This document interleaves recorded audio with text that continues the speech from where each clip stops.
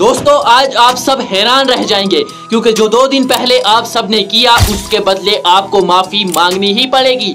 हाँ, उससे जिसने आपको पैदा किया और आज से 2 दिन पहले।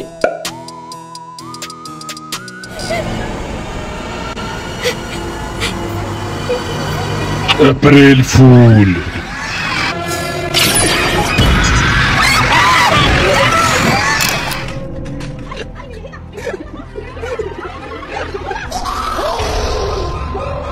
अप्रैल फूल, अप्रैल फूल, अप्रैल फूल, अप्रैल फूल, अप्रैल फूल, अप्रैल फूल। उनको गुस्सा आया तो मेरा क्या कसूर।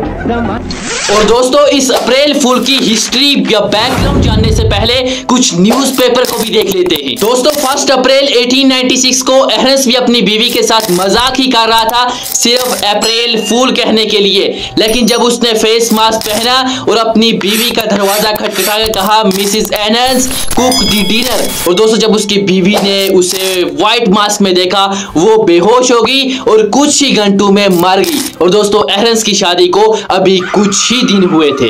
और दोस्तों इस रिपोर्ट को भी देख लीजिए, 1 अप्रैल 2001 यानी वही प्रैंक वाला दिन। और यहाँ ब्रिटेन के रेडियो डीजे ने अपने लिसनर्स को बताया कि टाइटैनिक के कुछ विजुअल्स बीची हेड के समुद्र में दिखाई दे रहे हैं। और जब लोगों ने सुना वो सैकड़ों की तादाद में उस किनारे पे जमा हो गए। दोस्तों रिपोर्ट में लिखा है कि इतने लोग जमा हो गए थे कि वो किनारा 5 फीट नीचे दब गया था और 2 ही दिन बाद वो किनारा समुद्र में गिर गया था। और जब इन्वेस्टिगेशन हुई तो पता चला ये सब मजाक था, सिर्फ अप्रैल फूल कहने के लिए। दोस्तों ये अप्रैल फूल बोलना, किसी को हंसाने या खुद हंसने के लिए झूठी मजाक करना, झूठ बोलना, इसके बारे में कुरान और गीता क्या कहते हैं चलिए दोनों को समझते हैं। और सबसे पहले गीता ही को देख लेते हैं। चलिए इसको देखिए दोस्तों, अध्याय 16 श्लोक 7, अध्याय 17 श्लोक 15, अध्याय 18 श्लोक 28।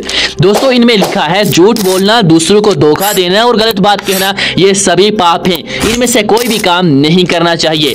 इन श्लोकों में भगवान कृष्ण अर्जुन को शिक्षा रहे हैं कि झूठ बोलना, दूसरों को धोखा देना और गलत बात कहना पाप है, इनमें से कोई भी काम नहीं करना चाहिए। और दोस्तों इसके बगैर भी गीता के अनुसार हमें हमेशा सच बोलना चाहिए, चाहे वो मजाक ही में क्यों ना हो। सच बोलने से हमें और दूसरों को फायदा होता है। और दोस्तों अगर आप एक कट्टर हिंदू हो और गीता पर यकीन रखते हो तो आप मजाक में भी झूठ नहीं बोल सकते। और दोस्तों आप कुरान पाक को देख लीजिए जो दुनिया और आखिरत की मुकद्दस किताब है, और इसमें उस अल्लाह का कलाम है जिसने जमीन, चांद, सूरज, आसमान, इंसान सब कुछ बनाया। और दोस्तों इसी कुरान पाक की सूरह अल इमरान की 61 आयत में लिखा है फनज लानतुल्लाहि अलल काज़िबीन, यानी और उन झूठों पर अल्लाह की लानत करें। फिर तिरमिज़ी शरीफ की ये हदीस देखो, बहुत सारे लोग मुंह के बल जहन्नम में फेंक दिए जाएंगे सिर्फ अपनी जबान झूठ की वजह से।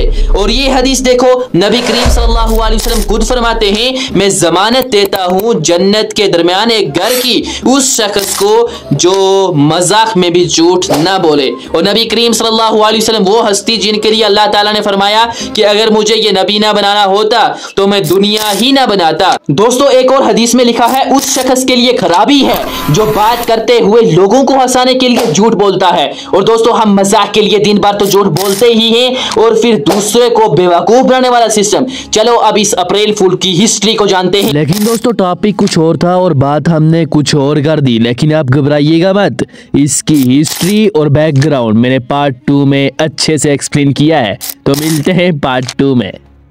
बोलो ना, फॉलो करो, लाइक करो, लाइक और शेयर करो भाई।